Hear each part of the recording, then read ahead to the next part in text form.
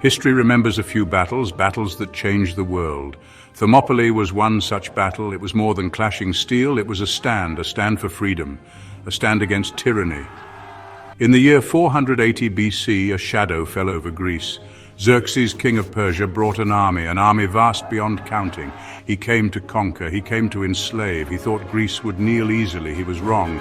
He did not know Sparta. We Spartans are born for war. We are trained from childhood, discipline, strength, sacrifice. These are not just words, they are our way of life. When the call came, we answered. King Leonidas, my king, our king, led us. Not a vast army, just 300 Spartans, ready to die for what we believed in, ready to show the world what it meant to be free. This was not a battle for land alone. It was a battle for the soul of Greece. It was a message, the hot gates, that narrow pass. That was where we would make our stand, a place where numbers counted for less, where courage counted for more. The Persians laughed, perhaps. So few against so many. They did not understand the fire in a Spartan heart.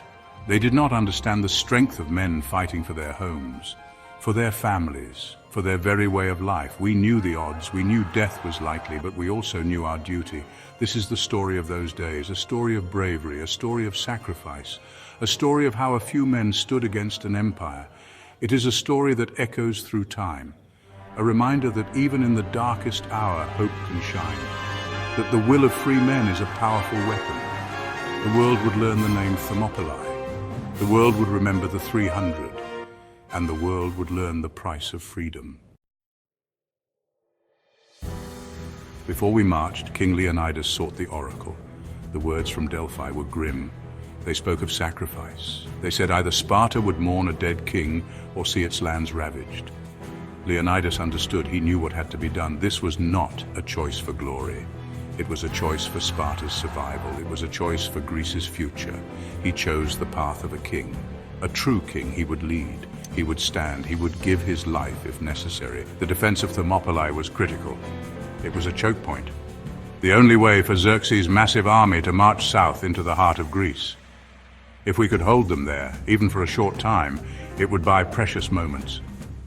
Time for the other Greek city-states to rally. Time for them to prepare their defenses. Time for them to unite. We Spartans were the spearhead. We were the shield. We were the delay that Greece desperately needed. Our stand was a beacon of defiance. Persia was an empire built on conquest. Xerxes saw Greece as another jewel for his crown. He demanded earth and water, a symbol of submission. Many Greek states were terrified. Some submitted.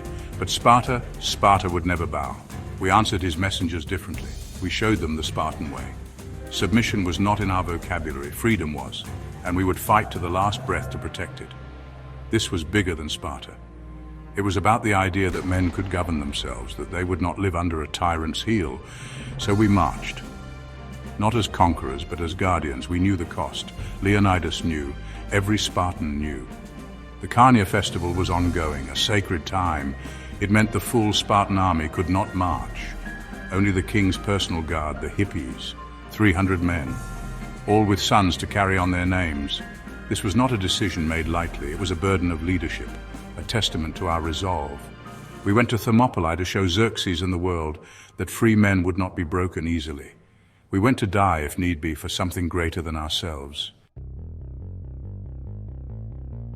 Thermopylae, the name means hot gates. It was a narrow pass, mountains on one side, the sea on the other. In places, it was barely wide enough for a single chariot. This was our advantage. This was where we would nullify the Persian numbers. Xerxes could have 1 million men, but only a few could face us at any one time in that tight space. It was a natural fortress, a place where skill and discipline could overcome brute force. Our king Leonidas chose this ground wisely. He understood the terrain. He understood war. We arrived before the main Persian host. We had allies, Thespians, Thebans, Phocians, men from other Greek cities. They stood with us. About 7,000 in total at the start, brave men. But the core, the steel backbone, was the 300. We worked quickly. We rebuilt an old Phocian wall, strengthening it, making it our line, our unbreakable line. This wall would be where Greece made its stand. This wall would be stained with Persian blood. We were ready. We were waiting. The Persians finally arrived, a wave of humanity stretching as far as the eye could see. Their numbers were terrifying, intimidating. They filled the plains before the pass. Their king Xerxes sat on a golden throne, watching from afar. He expected us to run, to scatter in fear. He sent scouts. They saw us, combing our long hair, exercising, preparing for battle as Spartans do. They reported back. Xerxes was amused. He did not understand. This was our way. We prepare for death as we prepare for a festival. He waited. 4 days he waited. He thought we would lose heart. He thought the sight of his endless army would break our spirit. He was mistaken. Spartan spirit does not break. It hardens like tempered steel. Each day we waited, our resolve grew stronger, our purpose clearer. Let him bring his numbers. Let him bring his whips and chains. We had something he did not. We had the love of freedom. We were fighting for our homes, for our children, for the very air we breathed. The hot gates would be their graveyard. Xerxes grew impatient. His patience ran thin. He ordered his Medes and Scythians forward. The first wave, they came with a roar, expecting to sweep us aside, like dust before the wind. They met a wall of bronze, a wall of Spartan flesh and bone, our shields locked, our spears thrust out, a forest of deadly points. The pass was narrow. Their numbers meant little here. We stood firm. We fought as one, each man protecting the man beside him. This was the phalanx. This was Spartan warfare. The arrows came, so many arrows. They said the Persian arrows would blot out the sun. Our Dinakes, a true Spartan, had an answer. Good, he said. Then we will have our battle in the shade. That was the Spartan spirit, unflinching, unafraid. The arrows rained down, thudding into shields, glancing off helmets. Some found their mark, but we held. We pushed back. The first wave broke against us. They fell back, leaving their dead piled before our wall. They had tasted Spartan steel. Xerxes was furious. He sent his best, the Immortals, his elite guard, 10,000 strong, supposedly invincible. They were called Immortals because their numbers were always maintained. If one fell, another took his place. They came with confidence, with arrogance. They expected us to crumble.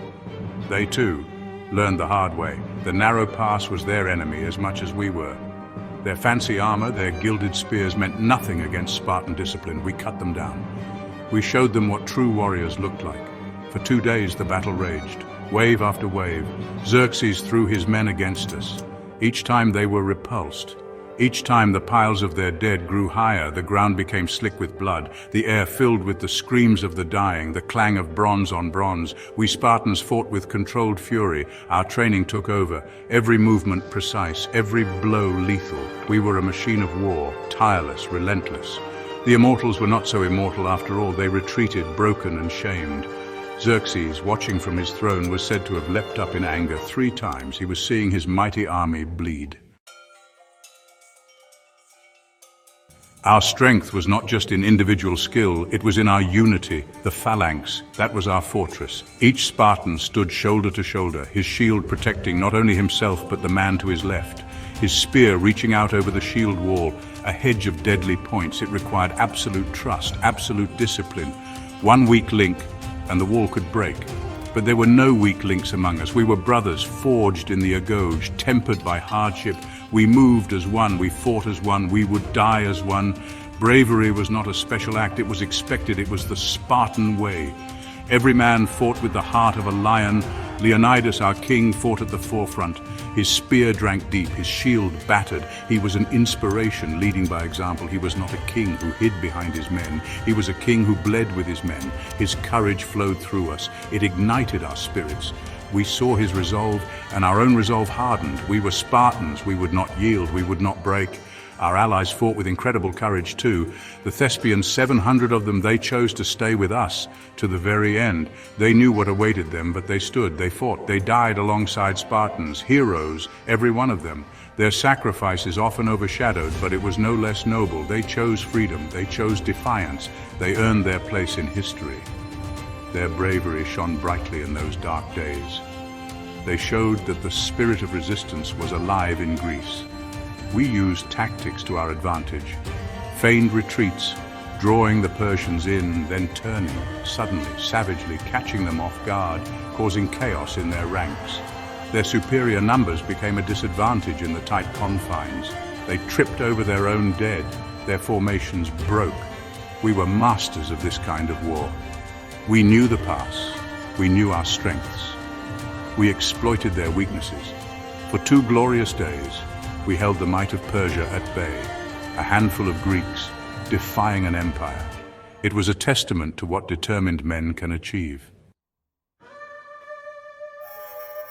Victory seemed possible. Against all odds, we had bled the Persians white. Their morale was falling. Their king was enraged. But then a shadow fell upon us, not from the Persian front, but from behind. Treachery. The oldest and darkest of betrayals, a local man, Ephialtes of Trechis. His name will live in infamy, driven by greed or perhaps fear, or a twisted desire for recognition from the invaders. He sought out Xerxes. He knew secrets. He knew the land. Ephialtes told Xerxes of a hidden path, a mountain trail, Anopia. It bypassed the hot gates. It led around our position. It would allow the Persians to encircle us, to attack us from the rear. This was the news we dreaded, the one way our stand could be broken. Leonidas had known of the path. He had stationed Phocian troops to guard it. But the Phocians, surprised by the sudden appearance of the immortals, guided by the traitor, were overwhelmed. They broke. They fled, sending word too late. The news reached us like a cold wind. Betrayal. The path was open. The Persians were coming. Our position was no longer defensible. We were trapped. Leonidas understood immediately. The end was near. He called a council of war. Some argued for a full retreat, to save what forces remained, to fight another day. It was a logical choice. A strategic choice, perhaps. But Leonidas had a different duty. His oracle. His promise, his Spartan honor. He made his decision. He would stay. He and his 300 Spartans. They would face the inevitable. They would make their last stand. He ordered the other Greek contingents to withdraw, to save themselves, to carry the news, to prepare for the battles to come. Most departed. Their fight was not yet over. But the Thespians, loyal to the end, chose to remain. 700 brave souls. They would share our fate.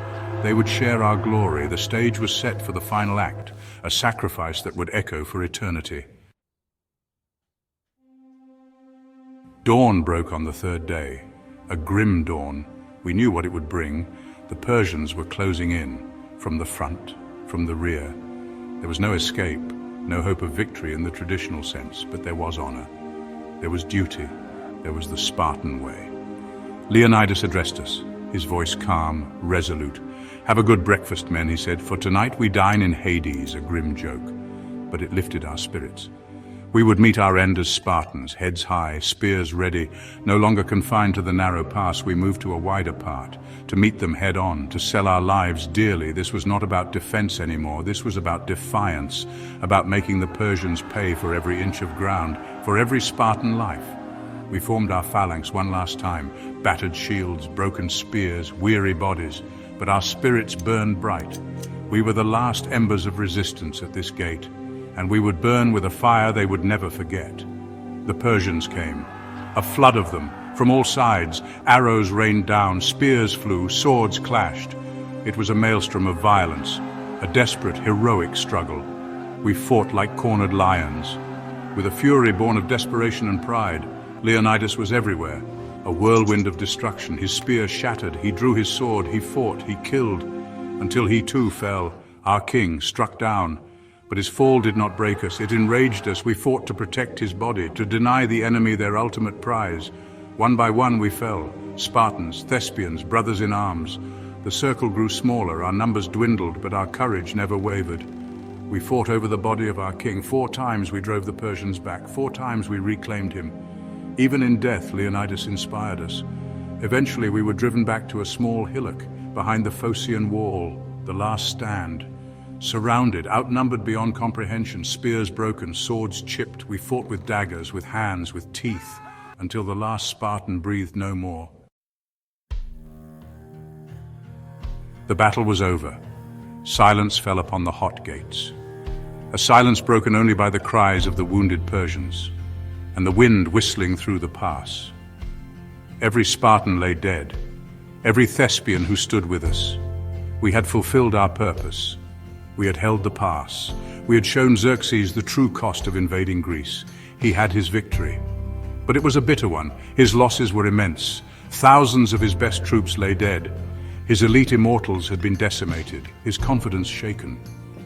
Xerxes, in his rage and frustration, committed a vile act. He ordered Leonidas's body to be found. He had our king's head cut off, his body crucified, an act of barbarism, an attempt to desecrate the memory of a hero, but it failed. Such acts only reveal the character of the perpetrator. Leonidas's spirit could not be chained, his courage could not be crucified, his sacrifice was already taking root in the hearts of all Greeks. Xerxes thought he was showing his power, he was only showing his fear. The news of Thermopylae spread like wildfire, the sacrifice of the 300, the bravery of Leonidas.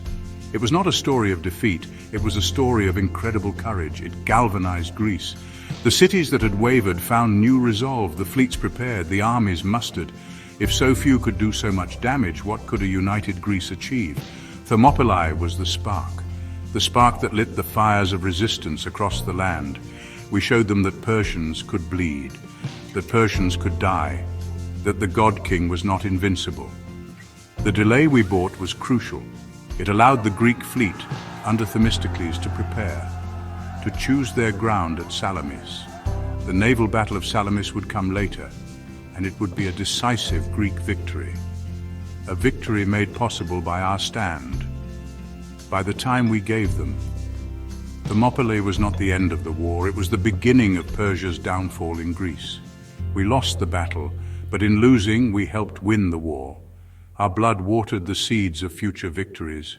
Our stand was a testament to what free men, cornered and outnumbered, could achieve. The story of Thermopylae did not end with our deaths. It became a legend, a symbol for Greece, for the world. Poets sang of our deeds, historians wrote of our courage, monuments were raised. Go tell the Spartans, stranger passing by, that here, obedient to their laws, we lie. These words inscribed at Thermopylae speak volumes. Duty, sacrifice, obedience to the laws of a free state. This was our legacy, a message carved in stone and in memory. Our stand inspired generations, not just in Greece, but across centuries, across cultures, whenever free people faced overwhelming odds, whenever tyranny threatened to extinguish liberty. The memory of the 300 Spartans gave them strength. It showed that courage is not about numbers, it is about conviction. It is about the willingness to fight for what you believe in, even when facing certain death. That spirit is timeless. It is universal. It speaks to the core of human dignity. Thermopylae became a byword for heroic resistance. It taught the world that a small group of determined individuals can change the course of history. It wasn't just about military tactics, it was about the moral force of free men fighting for their homeland. This idea resonated deeply. It showed that even in defeat, there can be a profound victory. A victory of the spirit, a victory that inspires others to continue the fight. Our sacrifice was not in vain. It fueled the flame of freedom. Today the world still remembers Thermopylae. The story is told and retold in books, in films, in classrooms. It serves as a constant reminder, a reminder of the price of freedom, a reminder of the courage it takes to defend it. The echoes of our shields clashing, the shouts of our defiance, they still resonate. We were just 300 Spartans and our brave allies, but our stand showed the world that even a few standing united for a just cause can make a difference. That is the enduring legacy of Thermopylae, a legacy of courage, a legacy of sacrifice, a legacy of freedom.